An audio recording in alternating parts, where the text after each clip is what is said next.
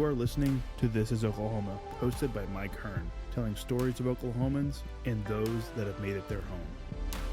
What's up, guys? Welcome back to an episode of This is Oklahoma. Mike Hearn here, host, back with another episode. Excited to share this episode with you today, but before we do, huge shout out to our sponsors. The Oklahoma Hall of Fame have been sharing Oklahoma's story through its people since 1927. For more information on the Oklahoma Hall of Fame, go to www.oklahomahof.com. And for daily updates, go to oklahomahof on Instagram and give them a follow. Our other sponsor today is the Chickasaw Nation. Now, the Chickasaw Nation have sponsored pretty much everything in Oklahoma. They're a huge supporter of Oklahoma.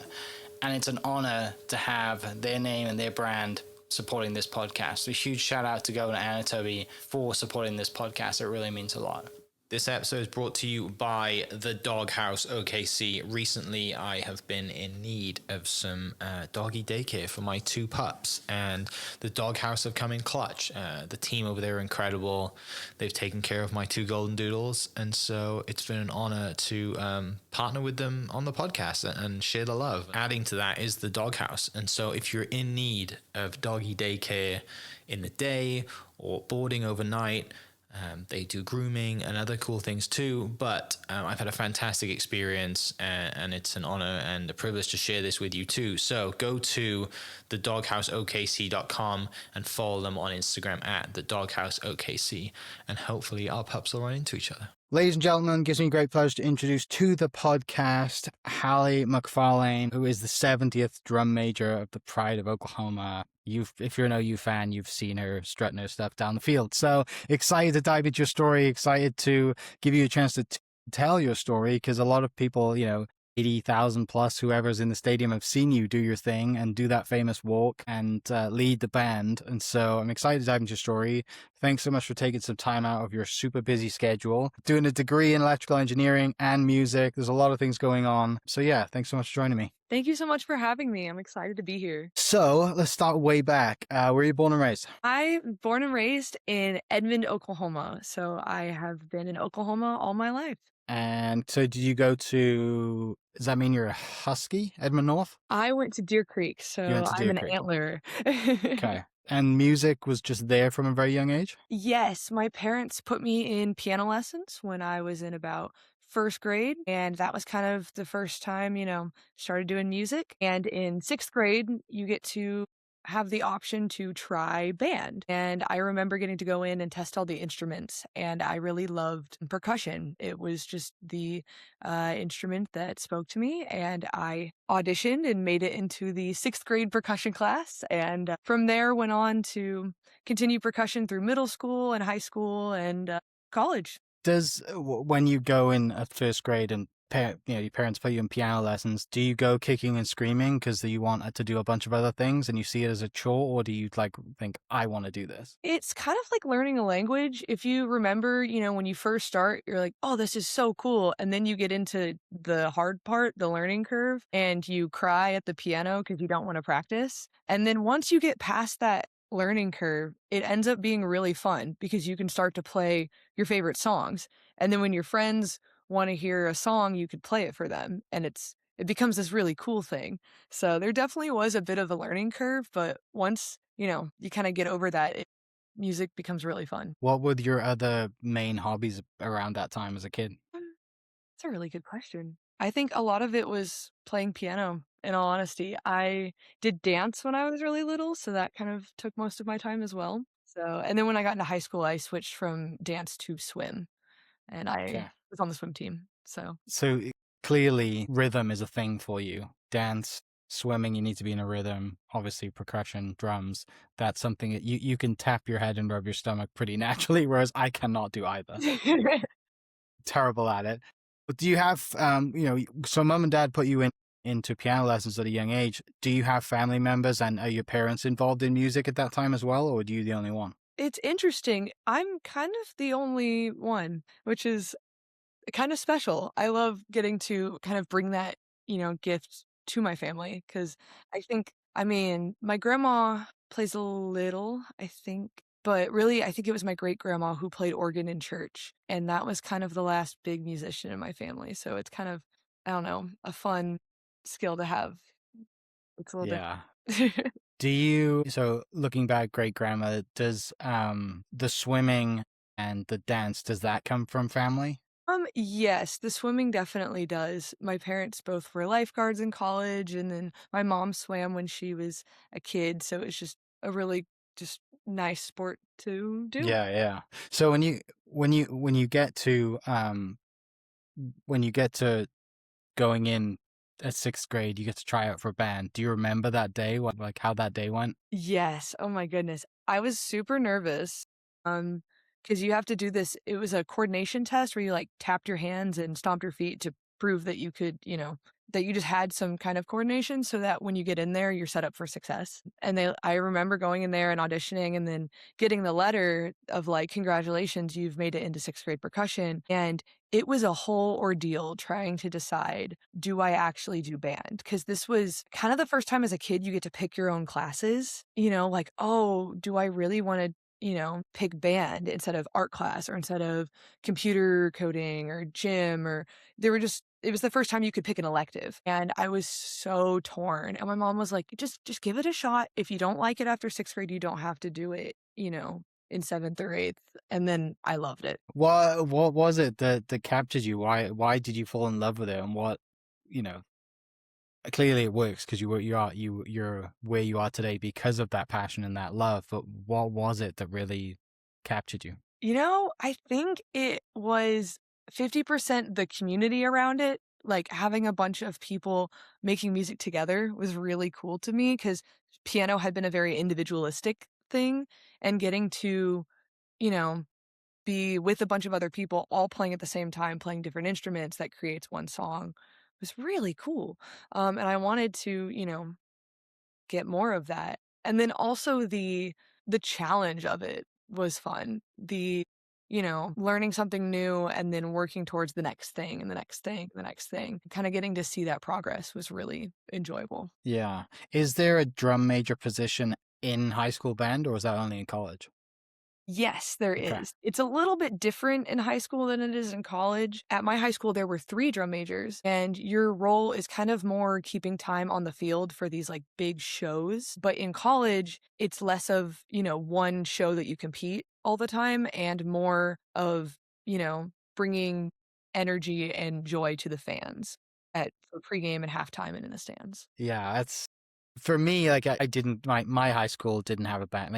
It's not a thing back home. So I remember going to my first game and seeing it and being like, how do you all not walk into each other? How do you all play at the same time and coordinate? And like, I was fascinated, and then kind of dove into it and had friends who had kids that were in it, and it is a lot harder than I think people think. Playing an instrument's hard anyway, and then you add in, walking around the field, and then you add in the pressure of in front of whether it's 1,000 fans at high school or 80,000 fans at OU or any other school.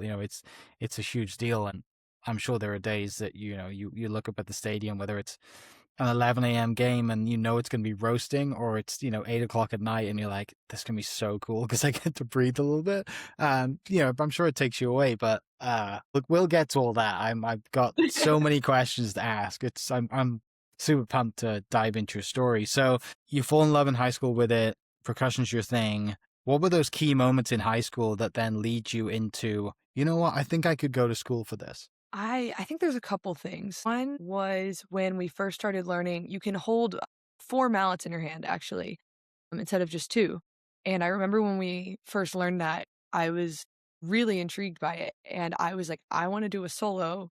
I want to do a 4 mallet solo. Like that was my goal. And so I worked on it myself and I did all of it and I competed it and I did pretty well. And that was kind of the first moment where I was like, yeah, I can do this. And then throughout high school, I started, I wrote some music for my piano, or well, I guess I arranged it. It wasn't original, but I was able to do that and perform it.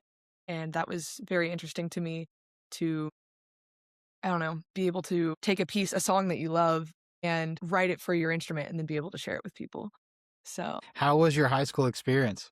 it definitely was an interesting one because I was the, I guess, junior and senior class that was impacted by COVID-19. That was junior year into senior year. And so I was fortunate that pool chlorine killed COVID. So I still got to swim, but we didn't get to do band the same. We had to be further apart. We had to play on the track instead of playing in the stands. We had to do these bell covers. And the week of our only competition, we all, at least like 70% of the band got COVID. And so we couldn't go. And I will never forget our director, Mr. Cassidy, on a Zoom call with me and my co-drum majors saying, hey, so this season's going to look a little bit different. And it was our job to keep people motivated. And so throughout, that time, it honestly really changed my perception of what it's like to be a leader and what it's like to be a drum major. Because, when I first got the position, I was like, my job is to direct the band and to, set a good example. Throughout, us all being stuck at home, it kind of became more of how can I keep people connected? How can we motivate people to play their instrument? And so we had this giant group chat where we'd all send videos. Hey, send your favorite movie theme song today on your instrument. Or, hey, send a picture of you and your pets today. Or just like different ways to keep everybody engaged. And then when, we finally got to go back to school for limited hours, it made hopping back in way easier. And it also, I had all these connections with these people now. And so getting to work with them in person was just so much more impactful and easy because of those relationships. And that taught me how important, while conducting the band and setting an example is important, you also have to foster those connections with the people you're leading. And I think that is one of the most impactful lessons I will take from high school and took with me into college and into the position here at OU. Yeah, that's a really unique position to be in that, if it wasn't for the circumstances, you wouldn't have had that chance in your other drum age to lead.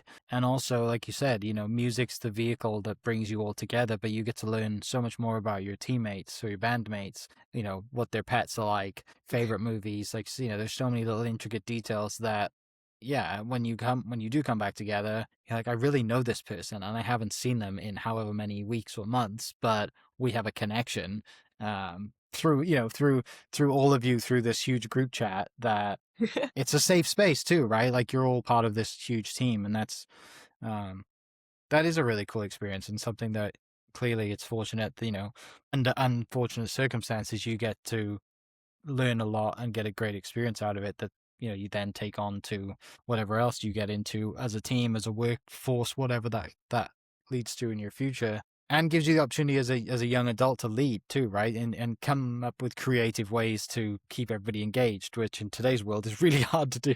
Mm-hmm. So tell me about OU. How does that chance come about? How does the decision to go to OU, and then were you looking at other schools as well? And then I guess by that time, were you able to go on visits as well? So visits looked a little different. I did most of them in a setting that we're kind of in right now. I watched on Zoom as somebody strapped a camera to a golf cart and drove me around campus. So it was a little hard to, kind of get a, I guess, home feel from any campuses, but I was very, very fortunate to be a born and bred Sooner. My grandparents on both sides went to OU. My parents both went to OU. So I'm a little more familiar with Norman than any other college campus. And I remember getting to come on a tour here. I had to socially distance during my campus tour. I had to meet with professors on Zoom if I was going to meet with them. And it just felt like the right place. I'd been here as a little kid. I'd been to football games. I had already felt familiar. And then being close to home was also a huge benefit. So it seemed like the easiest choice. Yeah, having that generational connection and been to games, and it's familiar, it's close, it's far enough away, but it's also close enough that if you want to go home and, have mum do your laundry or cook food or whatever it is, go see your grandparents, hang out and get that home feel. Yeah, that's really cool. And then I don't know, was OU in the SEC at that point or not? We were not yet. Okay, so you've got to see best of both worlds then. Yes, it was. Which is really cool. My very first kind of, I guess, big drum major gig was the Welcome to the SEC party. So Sick. that I got to be the very first SEC drum major for the university, which is That's so a cool. huge honor. Tell me about electrical engineering. How do you fall on that? And was that a decision that was made kind of early on going into school, or was that something that's kind of unfolded as you've gone through college? It's definitely unfolded as I've been here. I actually started at OU as a engineering undecided and music composition double major. Wow.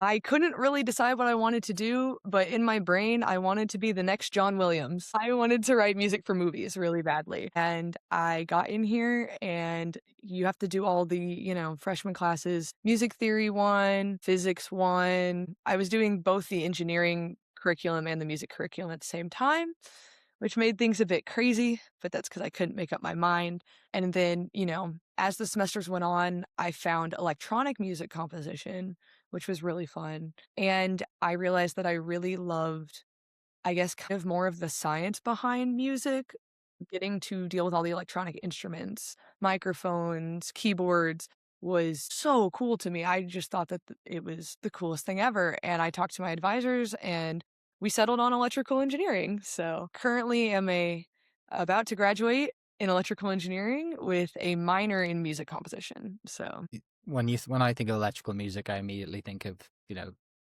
growing up back home, and dance music was huge. And I'm 35, kind of mid to late 2000s was kind of peak EDM era for us. yeah. Now everybody's posting about 2016, and there's some great songs that came from 2016. What's your preferred song genre of choice? If you're going to go to a concert, what are you going to? I am a huge rock girl. I Okay. love rock. I think some of my favorite bands I've seen live, I've seen Foo Fighters live. They were awesome. I've gotten to see 21 Pilots live. They're kind of more rock alternative, but they're so great. Paramore, they're awesome too. So, Yeah, Hayley Williams is kind of hard to beat.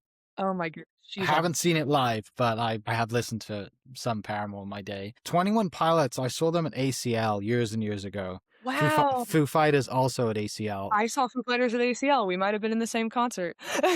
This was probably 10 years ago, so maybe.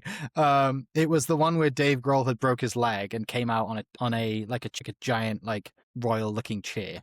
Oh my goodness. So, Nope, that was not the one I was at, but okay, that's yeah. crazy that you were at that one. Oh my Yeah, he goodness. broke his leg earlier in the year, jumping off stage, I think in Sweden when they were on tour. It's a mad story. He breaks his leg kind of early in the set because he jumps off stage, breaks his ankle or leg, and then he's on, like, it's worth Googling or looking on YouTube, because he like picks up the microphone. He's like, I'll be back. He goes to the hospital, gets strapped up. Everyone stays there, and then he comes back, finishes the show. Oh And my then for the rest of the tour, they set like this giant, Lord of the Rings, Game of Thrones style chair that he literally stayed in and sang and played, did everything. And the start of the set, they opened to All My Life, which is generally what they open to, one of the greatest rock songs ever. mm-hmm. The guitar starts, and then when the drums kick, the curtains come down. So then as the curtains drop, everyone kind of walks forward, and then this chair on a motorized system on a rails just kind of comes to this. It was so cool. That's awesome. Yeah, I'll have to see if there's any video of it. It was a really good concert, but I'm not surprised that you're into rock since you're into drums as well, right? So Yeah. there's a lot of that. And we could talk about, I love going to shows, and it's more people should go to shows, I think. Yeah, live music's hard to beat and especially with your musical, understanding and brain. Like, I just like to listen to it, but I'm sure there's times where you're watching people playing and you're like, well, that's really hard to do, especially live. Amazing. Okay, let's go to first day of band practice. Take me Woo. there. Like very first day of freshman year? Like, show up at OU, first day of band practice. Oh my goodness. I remember moving in that morning.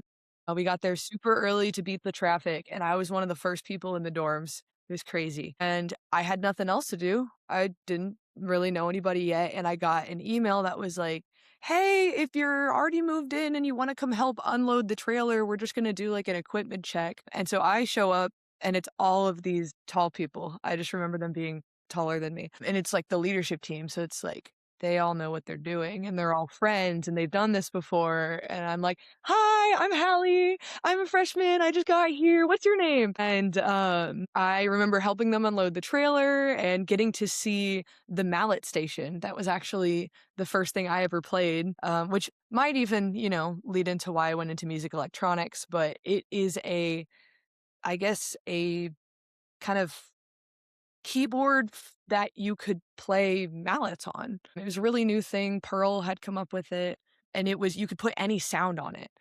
And you just hit it with a mallet and it makes the sound like it's a piano keyboard, but it was a mallet keyboard. And it was really cool. Yeah. And I remember helping hook that up and getting to like goof around with the interface. It was like attached to a MacBook, so it had all these sounds on it.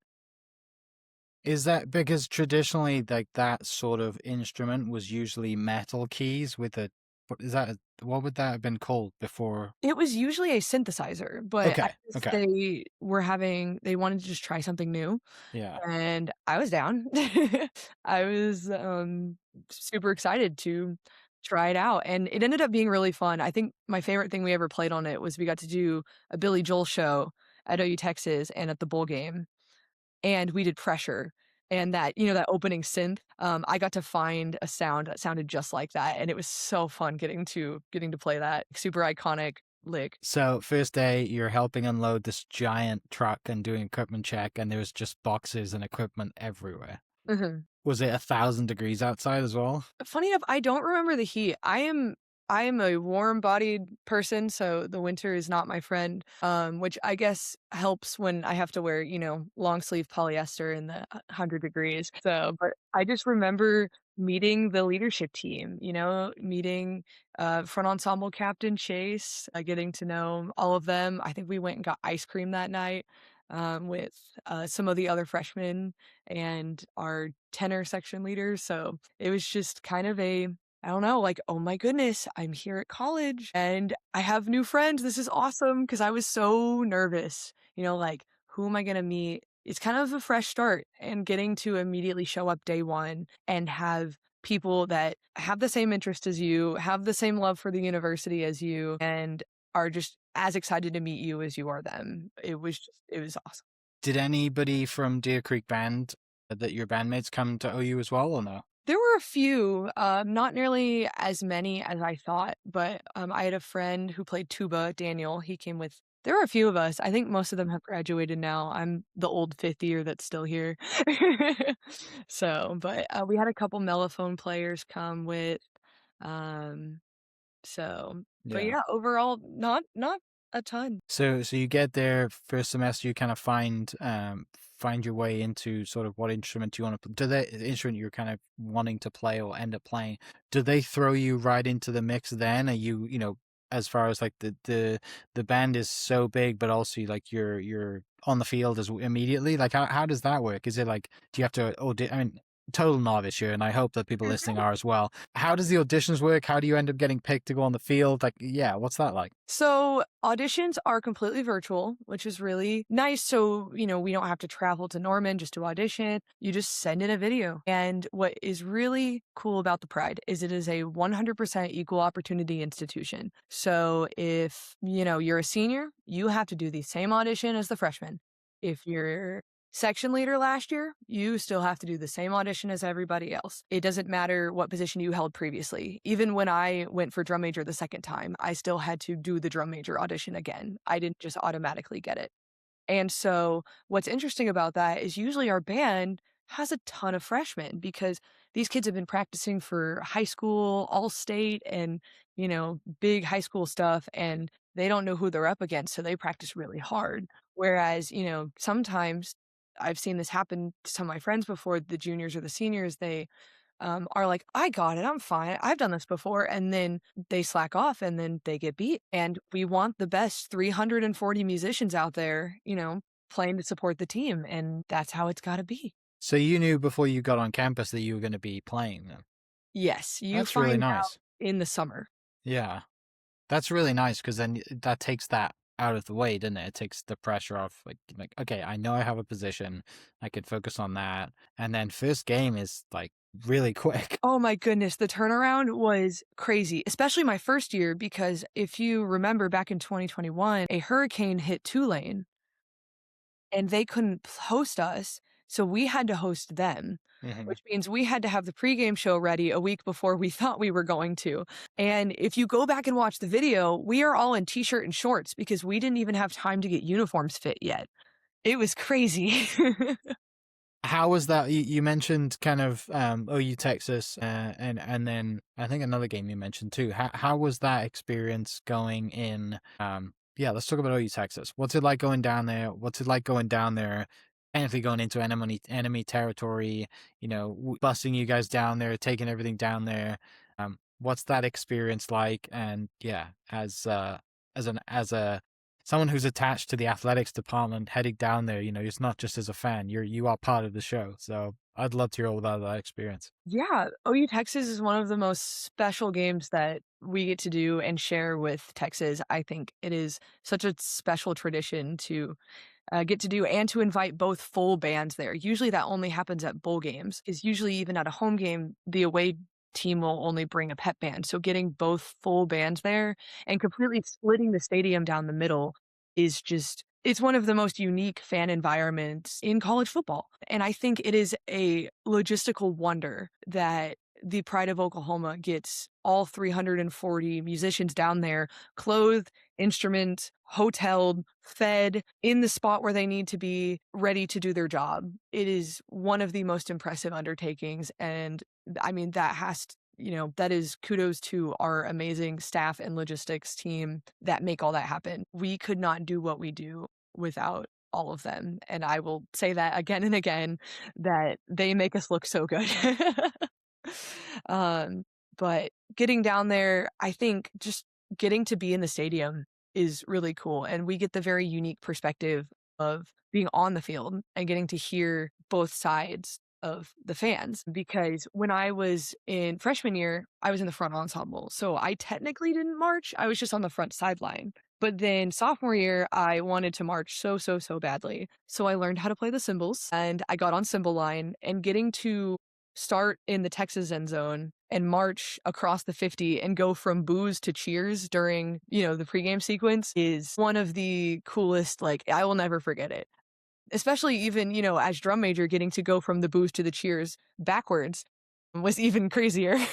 That's what makes it so special to the position that you're in, right? These are the memories you're going to think back on and tell stories about for the rest of your life, which is something that is super unique. You know, you're the 70th drum major, right? And yeah, there's 340 of you, and there's 340 individual stories there as well, but there's very few people that get to do what you do and have got to do what you do, through the years in college, and it's super special. And I just chatting to you for a little bit. Clearly, I know you don't take it for granted, which is a delight to see. Let's talk a little bit about, as you mentioned, kind of sophomore year going into cymbals, wanting to march. How difficult was it for you to learn the marches, be on, and be a part of that versus being in the front ensemble, kind of on the sideline?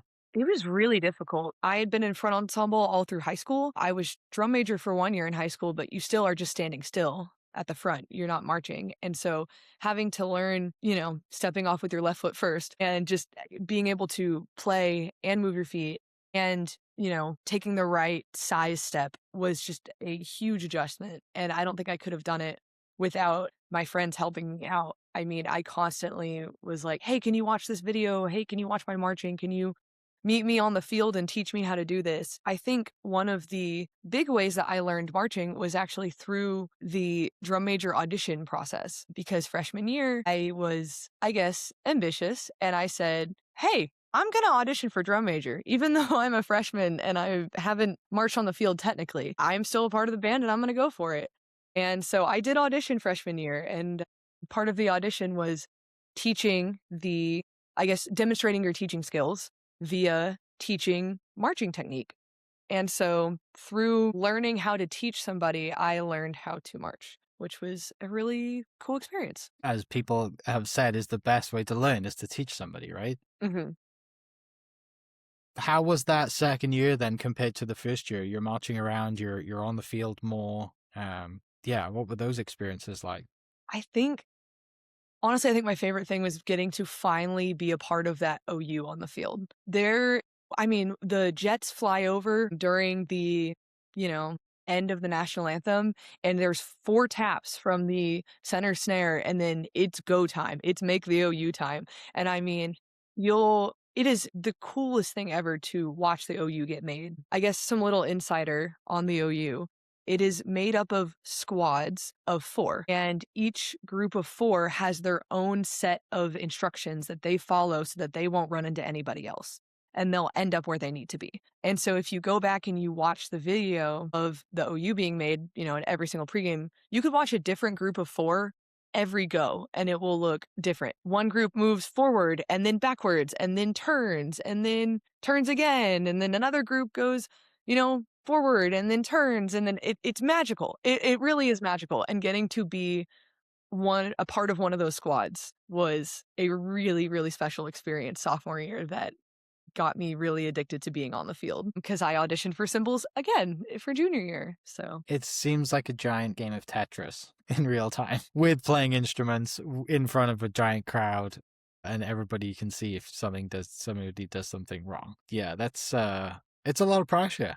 But again, you guys practice for a lot. So yeah, I guess let's talk about that. What's your practice schedule like? How does that work? What is the life of a student athlete that's in band as a practice schedule?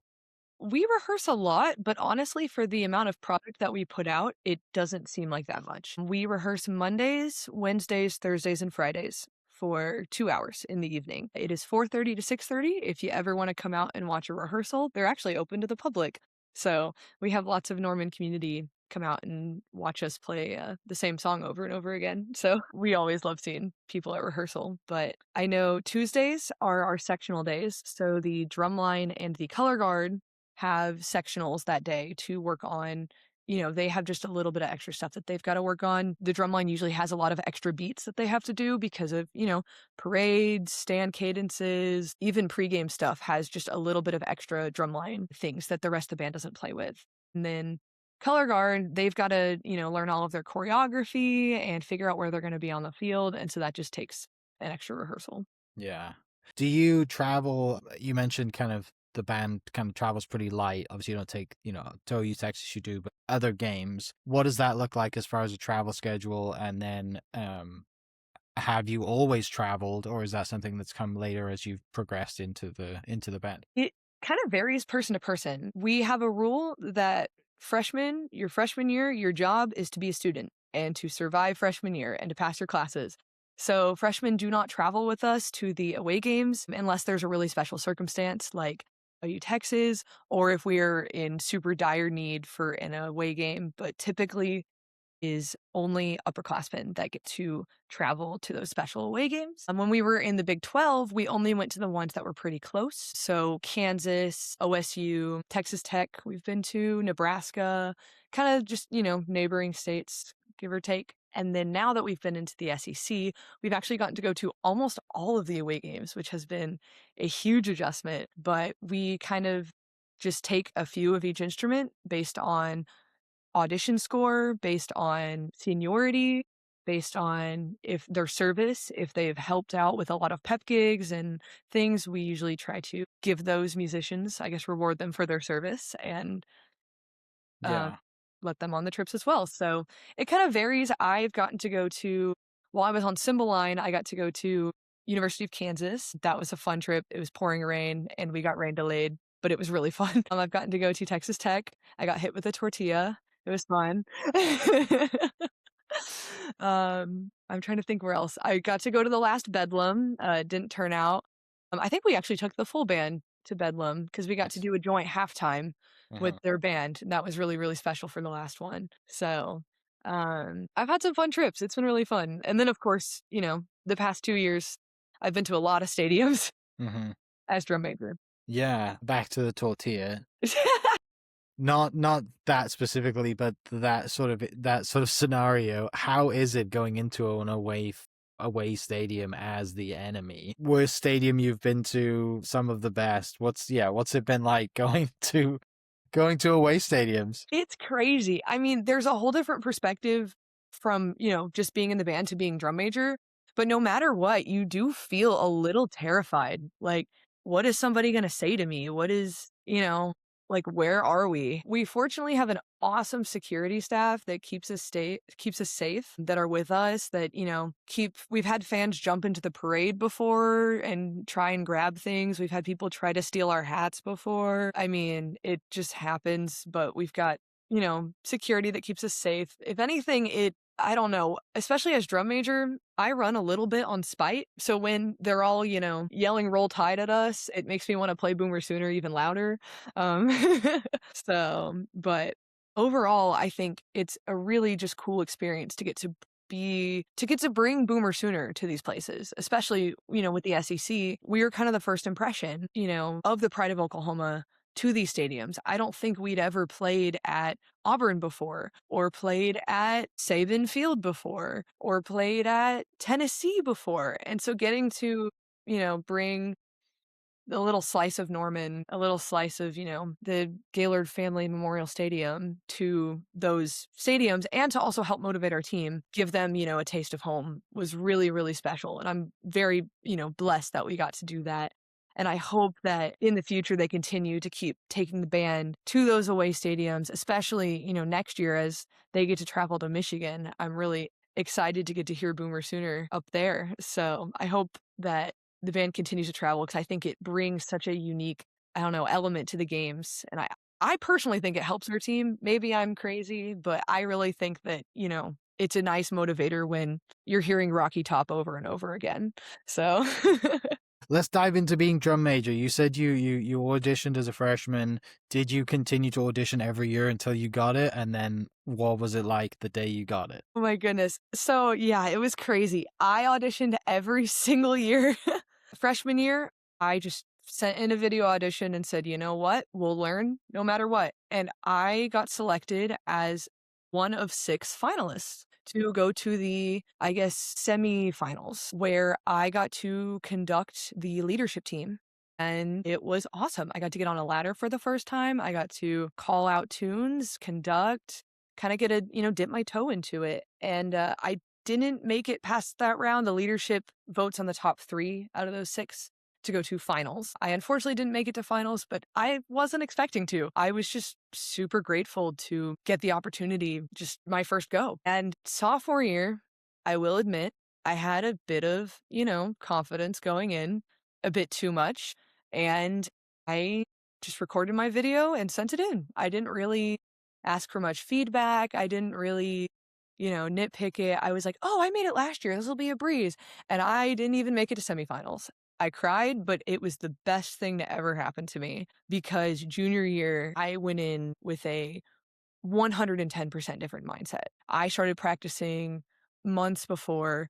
I was super transparent about the entire process. I started posting every single day a video of me working on the strut, even if I fell on the ground. I posted videos of me conducting. I got coffee with people that were drum major, that had made it to finals before, were just band members. And I asked them, what are you looking for in a drum major? What do you pay attention to in an audition? Like, what could I do to best serve you as drum major? And I don't know, I kind of went crazy about it. And junior year, I auditioned and I made it to prelims, or I guess semifinals, and I made it all the way to the final. It was amazing. And I remember practicing my butt off over Christmas break, because our final audition was actually at the bowl game, which happened to be the Alamo Bowl, the second Alamo Bowl for me, but it's the 2023 Alamo Bowl. And so I got to do my audition down at a high school in San Antonio. But leading up to that game wasn't until the 27th, 28th. So we didn't leave for the trip until the 26th. So I had all of December basically to practice. So I would sneak onto the high school football field and practice in the freezing cold. I videoed all of it. I posted all of it. I sent videos to friends. I was like, does this look good? What do you think? And then went down to the Alamo Bowl and did my best. I put it all out there. Part of the audition includes doing the strut, of course, doing the high kicks at the beginning of pregame. You conduct a halftime show so they can see that you can do that. You do an interview in front of the entire band, just of, scenarios and character questions and just things like that. And then the whole band votes. All 340 of them get 1 vote apiece, and the band picks who they want to be their drum major. I will never forget that audition. I remember getting ready to do the strut and going backwards and hearing all my friends cheer me on was so special. And at that moment, all that hard work had led up to that point, and I like even in my heart, I was like, you know what? If I don't get it, I truly did my best. Like in that moment, I did my best. And I was very at peace with it. And then we went and did the bowl. We unfortunately lost to Arizona State, but went on with my life and started, the fall semester. And February 1st was the day that I found out I was getting lunch at Campus Corner. And I get a call from my mom, and I pick up, and I'm like, hello. And she's like, and I'm like, what? What happened? What? You got it. What? You're the drum major. What? And lo and behold, I open Facebook and there's my face. And that's how I found out. And I cried on Campus Corner, and it was great. And I'm so glad my mom got to share the news with me.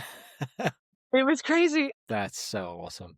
What year was that? February of 24? That would be, yes, because Okay. that would be going into my senior year. Yeah. Wow. Okay. Yeah, because I guess the season's done then, right? So then you So- get, effectively flip-flop semesters. Yeah, that's what was for lunch that day? It was Cup Bop. Nice. I think it's the only time I've also been there, which is really funny. My friend Kate was like, let's go get Cup Bop. And I was like, okay. Yeah. I happened to find out there. Cup Bop sponsor me. I don't Oh, that's so cool to have that, to continue trying to have that setback, to like you said earlier, there's plenty of seniors who go in thinking they're junior seniors who audition thinking they've got it, and then they get a wake-up call. Like you've had that wake-up call. I did. Thankfully, it happened early on and not your junior, senior year, and then you've gone into it, given it everything you have. And it's not, it's the thing that I latch onto and kind of stands out for me is that, you're out there, and you've said it multiple times, is you're putting yourself out there completely, and you're going all in on something, regardless of what anyone thinks, regardless of, what the away fans may think, like whatever it is, like you're out there doing your thing. And I think that's something very freeing, and it's something that definitely people would take away from being like, it's like seeing someone just completely dancing in the aisles going shopping, right? Or like they're just completely happy and free in their own skin. And there's a lot of people out there, and I'm definitely one of them, who worries about what other people think, right? Like our image, and don't want to mess up in front of people, whereas it's very hard to do what you do, but you've done it and continues to do it, and now can go on and lead and have led. That's really special. And clearly your band saw that in you and voted you to be their drum major. And then you go on into your senior year to do this. And so it's, yeah, I mean, one thing, like how heavy is your uniform? How Oh my like, goodness. because you talk about high kicking in a heavy uniform, and then obviously what do you call your staff? Your baton? I actually said it right here because I thought it Brilliant. might come up. This is Yeah. called the mace. Okay. It's kind of long. Yeah. Pretty But, heavy? it's not. It's not Oh, that okay. heavy. I gotta be able to Okay. carry it around. But after carrying it for a couple hours, it gets a little heavy. Yeah. The uniform, it's very cool because it is custom fit to me. So I got measured for that a week after I got the call, and then, getting to put it on the first time, I felt like a superhero putting on my super suit the first time. I still, on game day, I'll see my reflection in a window or something, and I'm like, that's me? Like, it's crazy. You kind of, I don't know, it's an out of body experience, but it's definitely kind of thick. It's a, marching band uniform, so it's got a little kind of heaviness and stiffness to it, but I fortunately get to train with Carter Peak Performance. They're strength coaches that as soon as I got the position, immediately it was game time. I met with them. I talked to them about, what I wanted to, what my goals were, what my, hesitancies were. Like, is there anything I was, wanted to work on or reach towards? And they prepared me for everything that I did. Working with them made the kicks feel super easy. So after, lifting weights and things, Do you get to keep your uniform when you graduate? it basically just goes in a storage closet. Yeah. And if it happens to go missing, they just don't say anything. Sure. Yeah. Since it's custom fit to you, yes. It's going to get framed on my wall, basically. Is that kind of what every drum major does? Is that it's now, like you said, it's you said you feel like a superhero. It's like the Iron Man suit, right? Mhm. Like you have to have it with you.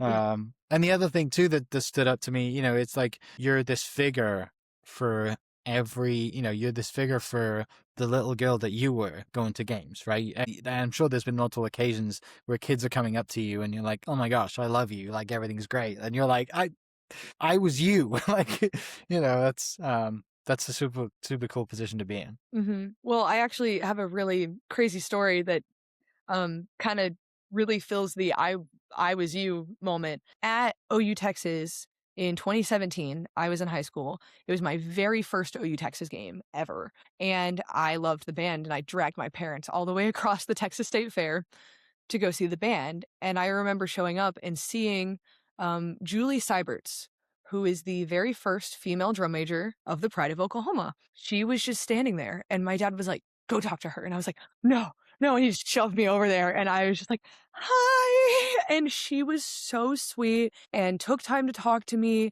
and we got a picture together, and it was my screensaver for like all of high school. And she's the one that encouraged me to go towards being drum major in high school. And being, here at OU, I remember reaching out to her and being like, "Hey, could you watch my audition?" And then I remember getting a text from her when I got it of like, "Hey girl, I'm so proud of you." And I was like, "Oh my gosh, Julie just reached out to me." Like, and I texted her and I sent her the picture and I was like, "You probably don't remember this, but I met you when I was in high school and you're the coolest person ever." And she's like, "No, you're the coolest person ever." And now, like, somebody that I looked up to so much has been such a big sister and mentor to me throughout the past 2 years. She even surprised me she had a sideline pass for one of the last couple games. And I remember, standing on the field during the chant and seeing her on the sideline, like cheering me on. And it just, oh, it made me so happy to, like, I don't know, have that full circle moment. Cause, I'm getting to carry her legacy with me. And then now whoever is next, gets to carry that legacy too. And I'm hoping to hopefully, be a big sis to whoever's next. So Yeah, and they'll find out shortly. I guess everybody finds out around, that February 1st date, February which is 1st. so cool. Did not mean to put this together when that was coming up. I had no idea. You're good. It's honestly That's great awesome. timing. So, and I Great mean, I timing. will, it was definitely a hard decision to decide, to be done and to pass on the torch. But I mean, one thing is, I will always be the 70th drum major and I will always be the, first drum major in the SEC. And that's something that nobody will ever be able to take away from me. And it's something really special. And honestly, I think what gave me the most peace with it was that now I get to be that mentor for whoever's next and they get to have this amazing magical experience that is this position. And they get to, make memories that will last a lifetime. And I'm Yeah. so excited to still be close by to witness, that Yeah. exciting time. That's cool. You have a great bond with everybody, and now you get to pass along on those experiences. The other thing, does the drum majors ever get together, like all of you? Is that a thing? For homecoming, we actually invite everybody back. And so my first year as drum major in 24, all of the women were able to make it back for homecoming. So I'm the fourth woman ever to hold the position, and all four of us were able to make it back. That's Julie cool. Seiberts, Rose Muldoon, Kaylee Moss, and me. So it was Yeah. really cool. Let's talk about the strut. It's iconic. Woo! It is, it's what you're known for. It takes a lot to practice it. I'm sure it takes a lot to do it in front of all the fans. What comes to mind when I say, tell me about the strut?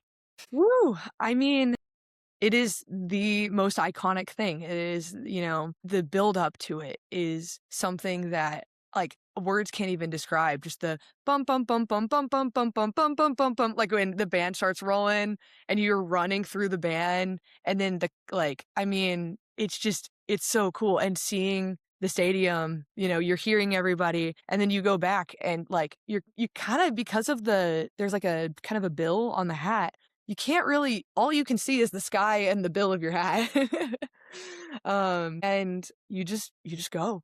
And you can hear the band behind you, and you have to just really trust your instincts because you can't see where you're going at all. And I fortunately have somebody at the end. He stands at the 5-yard line. His name is Neil. He's the best. And he yells 5 every time I get there so that I know that I, won't topple a tower of cheerleaders. So, but it is, I mean, you flip the baton and you have to trust yourself. Like you can't hesitate or else you're on the ground. I think I've only fallen twice at rehearsals, and that's just from you just can't stop. You have to just run and go. And it is, I mean, I think one thing that's really special about it is that every single drum major does it slightly different because there isn't really a teacher. For auditions, you kind of just figure it out on your own because everybody's body is different. And, sometimes, somebody might have a different center of gravity or might have, longer limbs or shorter limbs to make, you just can't all do it the same or you'll fall. And so finding that kind of pocket of, this is how I do it and this is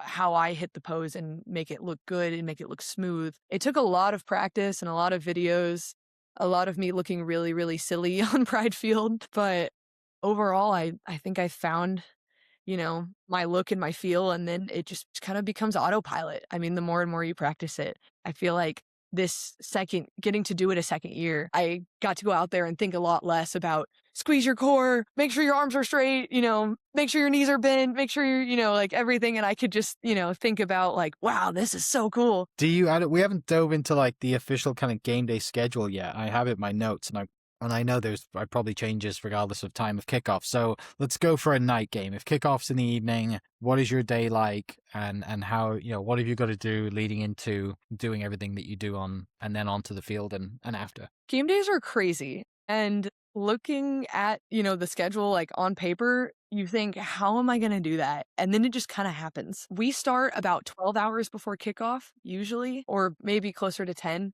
But it's usually about a 12-hour day from leaving the house to getting home. For evening games, rehearsal can be closer to 10 or even noon. But morning games, we start at bright and early, 4 a.m., 5 a.m. Woo!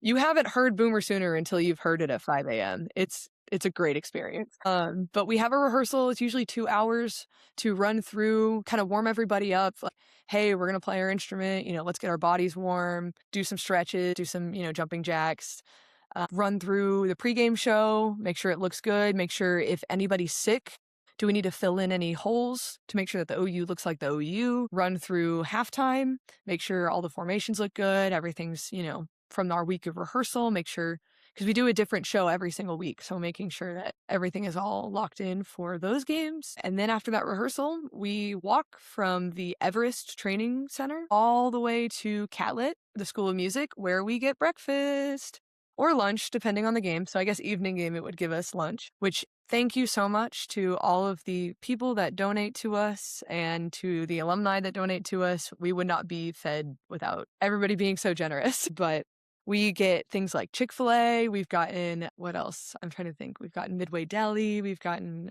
Slim Chickens was like one of the best ones. My goodness. Slim Chickens before a game day was so good. And are you in uniform at this point as well? You're suited up? So this is kind of our get ready period. It's kind of like the green room before the show. Sure. So say eating in your uniform's a bad idea. Yeah, no, I would make such a mess. Yeah. So we're just in like dry fit Nike.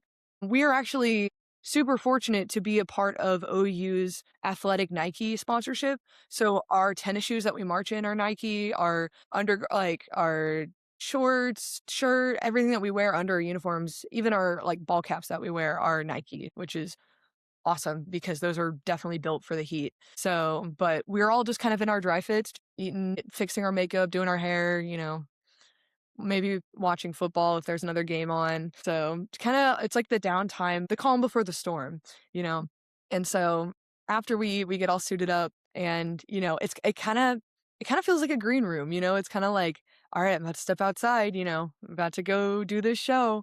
And I mean, once you leave Catlett, it's go time. So we go to the North Oval, which now has tailgating on it, which is so cool.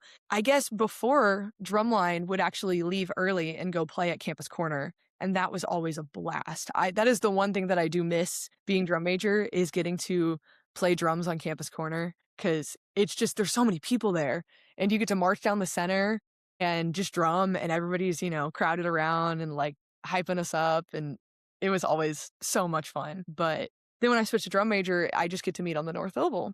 And North Oval is what we call rewarm, which is just when everybody gets rewarmed. And it's kind of fun because that's kind of our first appearance of the day. So a lot of people are excited to see us, lots of family pictures. It's also one of the calmest parts of the day in terms of like, that's the one time where you can like talk to people and take pictures and, just kind of, you're in full uniform, but you're not really doing your job quite yet. You're just kind of warm up. It's kind of like backstage almost. I don't know. So then earlier, we would parade over to Boomer Bash, which was by Price College of Business, which has now been moved to the South Oval because there's tailgating now.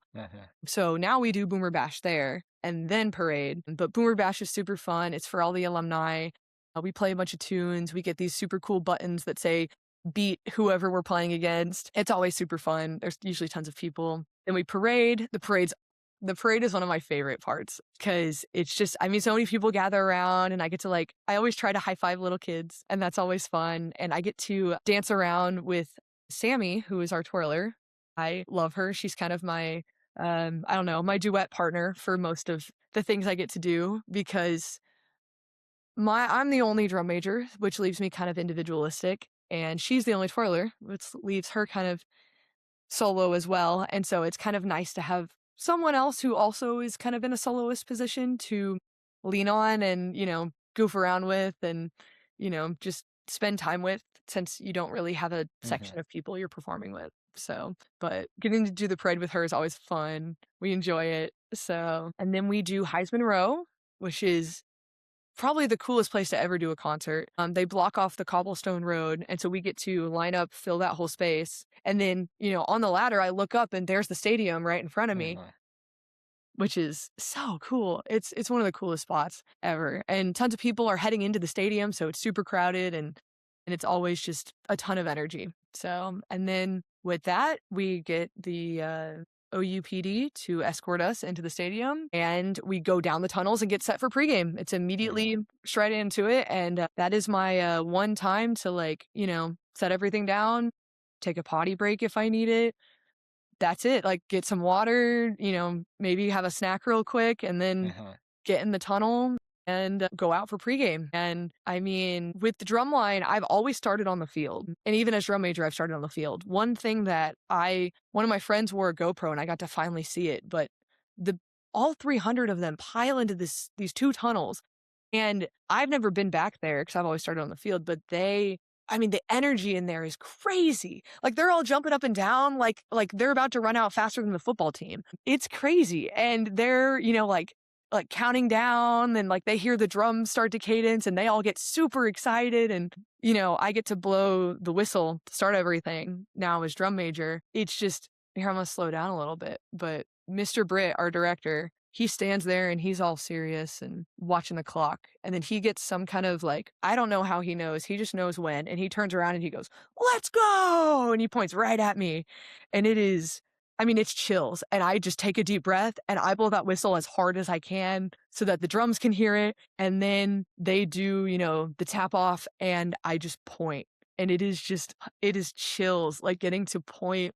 Especially because it's all of my friends on the drum line. It's so hard to keep a straight face. I usually end up smiling in most of the pictures. You see me like big cheesing as I'm, pointing at all the drums. And then, the drums come towards me and I turn around and I start these high kicks and then the band just comes sprinting out around me. And it is such a cool point of view, to see everybody run, close in the lines and stuff. I got to witness it a little bit as on drumline, but getting to really stand in the center of it and see the lines close in is just really cool. And then, we run the whole pregame show. It's amazing. It's great. We now get to stay on the field and run, welcome the team onto the field, which is super cool for SEC. And then we hop into the stands immediately. And as soon as we're in the stands, it is support the team time. It is playing every single down of the game unless there's a flag or unless someone's injured. It is constant focus. I'm watching, where's the ball carrier? Did they go down, inbounds, out of bounds? Does the clock stop? Is it still running? Change of possession? Is this a kickoff? Yeah. Is there a timeout? Do we play? Do we not play? Just constantly, paying attention to everything. And it's just go, go, go. It's crazy. And then all of a sudden we reach halftime and we go out there, do our show, back in the stands, more go, go, go. And we play until there are 0 zeros on the clock, whether we're up 15 or down 15. We are up and playing. And then the game ends. We play the chant, hopefully win. And then we get to do a post-game concert. After the game, so a lot of the parents of the band kids get to come down, and there's just going to be traffic, so you might as well stick around. And we play our halftime show one more time. Sometimes it's like a little tiring because, especially if we just lost, we kind of just want to go home, but we still play and we still love it, and it's great. And we have a good time no matter what. So getting to do the post-game concert at the playoff game was really special. Even though we lost, it was like my last concert. And I'm very glad that even when we lose, we still get to play, because it kind of, I don't know, softens the loss a little bit. Yeah. So, but yeah, that's a typical game day. And then we drums, we walk back to Everest and load the trailer, and then walk back to Catlet, take off our uniform, put it in a bag. They go clean it, and we go home and go to sleep. So long day. Yeah, that is, and there's so many things that I didn't expect you. I was not thinking of during the game, the things that you're paying attention to keep the band playing or not playing, or like it never ends. Mm-hmm. It's constant go, go, go, but it's so fun. It's just like a whirlwind. How are you going to find something to replicate this after you graduate? Like, what's next? Like, how are you going to keep this going? That's something that, I'm a golfer. I get to play golf. I played a little bit of golf in college, and I get to do that after I graduated. Like, do you have any idea what it is that you want to do to keep your music, kind of keep scratching the music itch going forward? I mean, I have a couple ideas. I'm kind of keeping my options open. I mean, I'm planning to just write music, and if that takes off, cool. That would be really cool. Whether it's for a video game or for movies or just, my personal stuff. I think that will probably continue to, scratch the music itch, but I'm super interested in audio engineering. I've been looking at, jobs with microphone companies and headphone companies and speaker companies, and, seeing if maybe that's something I'd want to do. I've even looked into theme park type things. So like Universal Studios or, Disneyland, Disney World, getting to design, the audio and just the shows of that, I think would be really interesting to me from a engineering standpoint and from a artistic standpoint. So I kind of don't know where's next, but that's what's exciting. Finishing up, did you know 50 Cent was coming out? No. Nobody knew. They didn't tell us at all. And I mean, I keep a GoPro running during the games just to get some of my some of the crazy reactions. I had no clue. It was a huge surprise. It was so the only secret we knew was that they were going to light the field with the projector stuff, because they told us that we couldn't start on the field. Yeah. And we were like, what do you mean we can't start pregame on the field? And Mr. Britt was like, there's something going on the field. And by process of elimination, we were like, okay. You don't want to catch a laser to the face. That would not be good. Yeah. So.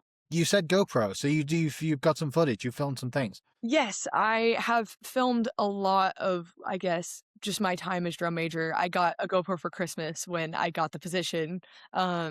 Because my dad was like, you've got to document all of this. So I have GoPros of me going upside down and, seeing the band upside down. And I've got footage. The stands are crazy. You get to see you get to see all the students throw beer in the air, and it looks like a football game, and it's crazy. And then I even have video footage from when we beat Alabama to become bowl eligible in 21, where we stormed the field. And that was a crazy experience, getting to, witness that from a platform. But it's been I don't know. It's been really cool to look back at all the video that I have. And I even have video of me learning my first couple runs as drum major on Pride Field. And I'm in the wrong spot and running into people, and, because the show for the SEC, we had to change it, because the OU used to go back into the north end zone. And then to make the tunnel, we had to turn the OU that way to go to the south end zone, which means my drill had to change, and nobody knew how to do that. So it kind of was just a process of elimination. And then Sammy, our twirler, was also new. So we were both learning the ropes together at the same time. But it was really fun to kind of, I don't know, have all that video documentation of my time. This has been a blast. Thank you so much for taking some time out to share some stories. Congratulations on an incredible career.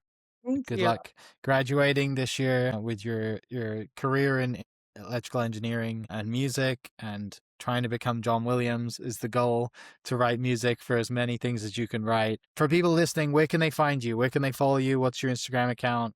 People can check in with you and see the things you've done. For sure. You can find me on Instagram at Halle_K. That's Kaye, not just the letter. That's my Instagram. You can probably tell because it probably has pictures of me, in a band uniform, bent backwards. So it'll be pretty obvious when you see it. But yeah, that's where you can, reach out, message me questions. If you're a high schooler in band that wants to, join the Pride, reach out. I can tell you all about it.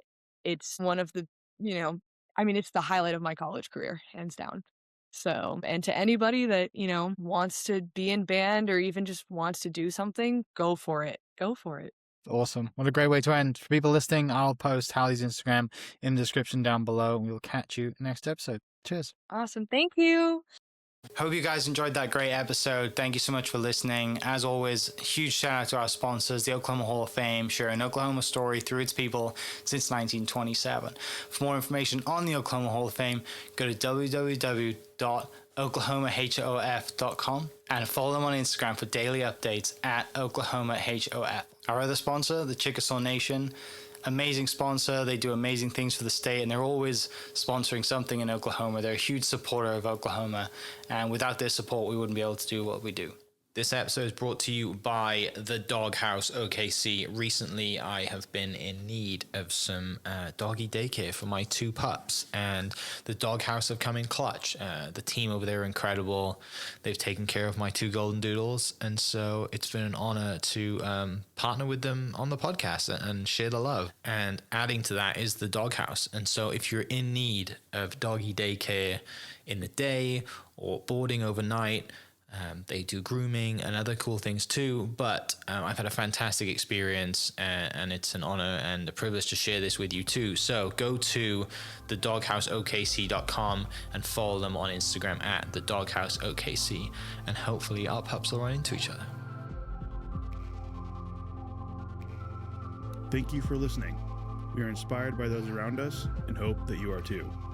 Make sure you subscribe to this podcast on your favorite podcast platform and leave us a review so we can keep telling your stories. For more great Oklahoma content, follow This Is Oklahoma on Facebook and Instagram.